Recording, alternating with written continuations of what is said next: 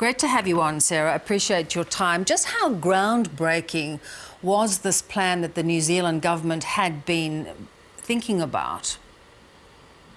Well, it was pretty groundbreaking. It was like nothing we've seen before elsewhere in the world.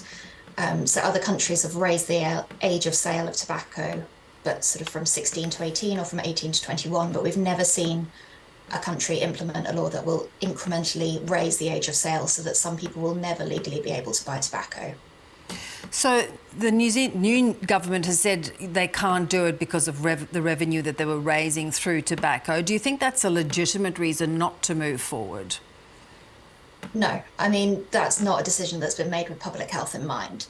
It's a political decision rather than a public health decision. So there was some pretty good evidence to suggest that these kind of laws were going to substantially reduce deaths from smoking. And these are preventable deaths, and they're deaths that are concentrated in the most disadvantaged groups in society. And again, there's evidence that funding tax cuts, that's not something that's going to be achieved necessarily by scrapping this legislation. So by stopping people from smoking, they're going to save more money over time through reduced healthcare costs. Yeah, so that's a very legitimate point, that the cost of smoking to healthcare systems is enormous in many countries. Yeah, absolutely. So I think it's quite a short-sighted measure. So by trying to fund tax cuts now, they're ending up with a substantially higher burden with healthcare costs from smoking. Sarah, you know, it sort of prompted other countries to start looking at ways of really trying to reduce smoking, particularly the take-up in younger people. The UK has also got a couple of measures on the table. Do you think other countries will now probably stop these types of measures, or do you think they will keep going forward? So Rishi Sunak, our Prime Minister, has said that he intends to continue as planned with our similar smoke-free generation policy that's currently on the table. I think there's always a risk, though, that when a country that's been leading the charge with tobacco control then reverses its decision on this kind of measure, that it might prompt other countries to think about doing the same. But I think it's really important that they bear in mind that this isn't a decision driven by public health. It's a political decision, and the evidence for it has not changed. Yes, indeed. When you talk about the evidence there for it, why do more countries not push to completely ban tobacco, do you think? So I think it's a delicate issue because generally prohibition is not effective in stopping people from using substances. We've seen that with other illicit drugs. So it's something that needs to be considered carefully. But what's being proposed here isn't an outright ban on smoking. What it is a ban on selling tobacco to people of a certain age. So this is not going to affect people that are currently smoking. It'll affect future generations. So it's not saying that if you're a smoker now, you have to stop smoking, you won't be able to buy tobacco, but it's saying for our kids and future generations after them, we don't want them to grow up in a society where they can go and buy a product that kills half of people who use it as intended. Yeah.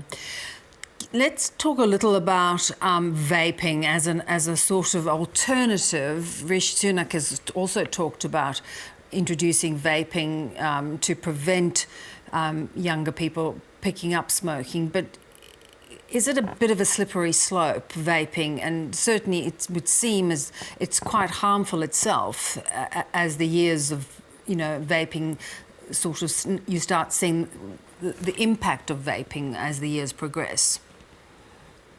So in fact, the evidence is growing and is pretty clear on the fact that vaping is substantially less harmful than smoking. So while it's not entirely without risks, particularly for people who've never smoked, if you're a smoker, you will substantially reduce your risk of smoking-related disease by switching to vaping. So generally, it's encouraged in a lot of countries now as an alternative to smoking. It's also effective in helping people to stop smoking. So for smokers, vaping is a really good thing. But what's causing concern is that we're seeing an uptake of vaping among people who have never smoked, particularly among young people, and rapidly in the last couple of years, particularly since disposable vapes have been on the market. So I think there's some concern about how we regulate that. And what we need to do is make sure that any response there in terms of policy is proportionate. So we want to discourage young people from taking up vaping if they wouldn't have otherwise gone on to smoke, but we don't want to discourage smokers from switching to vaping. And I think there's a lot of misunderstanding at the moment with all the concern about young people vaping, that a lot of people now think that vaping is equally or more harmful than smoking, when that's absolutely not the case. Interesting. And it doesn't necessarily lead to people taking up smoking? No, I mean, there's been a lot of concern that it could be a gateway to smoking, particularly for young people. But actually, the evidence seems to show that in countries that have seen a rapid rise in vaping, we're also seeing unprecedented declines in smoking. And New Zealand has seen that. They've seen a real decline in smoking prevalence over recent years, but they've also seen a rise in the rates of vaping. So it's suggesting that there's some element of displacement here. So people who otherwise would have smoked are vaping instead, and that's only going to be a good thing in terms of their health risks. Yeah.